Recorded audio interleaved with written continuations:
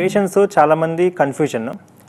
For example మీకు ఎవరి దగ్గరికైనా ఒక డాక్టర్ దగ్గరికి వెళ్ళి మోకాళ్ళ నొప్పుల గురించి వెళ్ళి కొంచెం వయసు మీద పడిన వాళ్ళు ట్యాబ్లెట్స్ రాసి తగ్గక మళ్ళీ డాక్టర్ గారి దగ్గరికి వెళ్తే మళ్ళీ అదే ట్యాబ్లెట్స్ రాయటం, మళ్ళీ వెళ్తే అమ్మ ఇంక తగ్గట్లేదు ఆపరేషన్కి వెళ్ళాల్సి వస్తుందేమో అని అన్నారనుకోండి. సో అలాంటి వాళ్ళు ఒకసారి ఆలోచించండి. మేబీ వాళ్ళకి కొత్త పద్ధతి ట్రీట్మెంట్ తెలియక ఆపరేషన్ అంటున్నారేమో, ఒక్కసారి మా ఒపీనియన్ తీసుకోండి.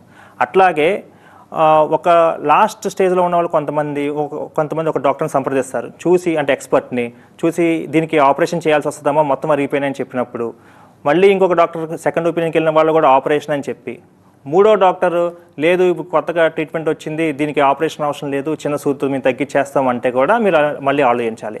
అలాంటప్పుడైనా సరే మాతో ఒక ఒపీనియన్ తీసుకోండి. ఎందుకంటే రెండు విధాలుగా కొంచెం మోసాలు జరుగుతున్నాయి. ఎక్కువ ఈ నాన్ సర్జికల్ వైపే మోసాలు ఎక్కువగా జరుగుతున్నాయి. సర్జరీ వైపు జనరల్గా సర్జరీ అవసరం లేకుండా సర్జరీ అని చెప్పేవాళ్ళు చాలా చాలా తక్కువ, అలా చేయరు కూడా. బట్ ఈ నాన్ సర్జికల్ వైపు ఏంటంటే మనం ఆపరేషన్ చేయాల్సిన వాళ్ళకి కూడా అంటే లాస్ట్ స్టేజ్ ఆఫ్ ఆథరైటిస్లో ఉన్న వాళ్ళకి కూడా నాన్ సర్జికల్ చేస్తే మీకు మంచిగా అయిపోతుంది అని చెప్పి వాళ్ళు అదొక ఆశతోటి ఒక హోప్ తోటి అవునా ఈయన ఆపరేషన్ చెప్పాడు మన ఈ బాధ తప్పుతుంది కదా అని చెప్పేసి వాళ్ళ దగ్గర ఉన్న డబ్బులు అంటే బంగారం కూడా అమ్ముకుని ఇంత డబ్బులు పెట్టి ఇటు పక్కన ట్రీట్మెంట్ చేయించుకుని నాన్ సర్జికల్ ట్రీట్మెంట్ చేయించుకుని అది పని చేయక ఏడ్చేవాళ్ళు రోజు వచ్చేవాళ్ళు చాలామంది ఉంటారు.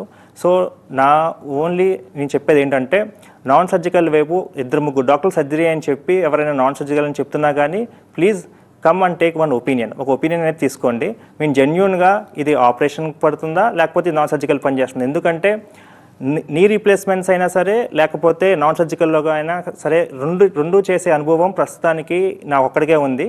చాలామంది డాక్టర్స్కి అయితే ఆపరేషన్లు చేస్తున్నారు లేకపోతే నాన్ సర్జికల్ చేస్తున్నారు.